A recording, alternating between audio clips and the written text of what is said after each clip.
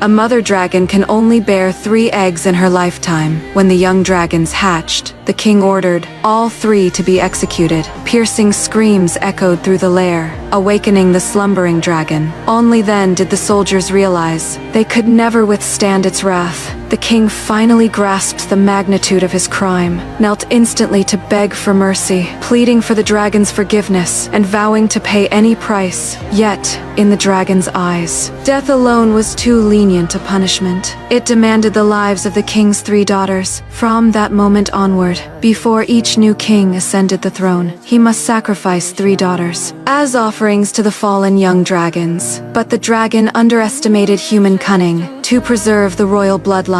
On the eve of the sacrifice, under the guise of marriage alliances, they deceived innocent maidens. They staged mock coronations and grand wedding ceremonies before sending them into the dragon's lair, then plunging them into the abyss without hesitation. I never imagined my wedding day would end this way. A scream of terror escaped my lips, but vines slowed my fall, allowing me to survive by the skin of my teeth. After an unknown duration, I awoke and frantically shouted for help toward the cave entrance. Yet no response came. Instead, I awoke something far more terrifying. Daring not linger in the darkness, I attempted to climb upward. The sheer rock face was slippery as glass, offering almost no chance of escape. Just then, a strange sound echoed from within the cave. A faint, flickering light danced in the shadows. My heart leapt to my throat. I cautiously approached the opening to investigate, grabbing a branch for protection. As I drew nearer, I saw a sparrow engulfed in flames. Its piercing cries tore at my heart. I quickly smothered the fire with sand, but the sparrow ceased struggling, just as I prepared to bury it. A deafening roar ripped through the silence. Countless flaming birds burst from the darkness, accompanied by shrill, agonized screeches. I froze in place, watching helplessly as the flock crashed wildly into the walls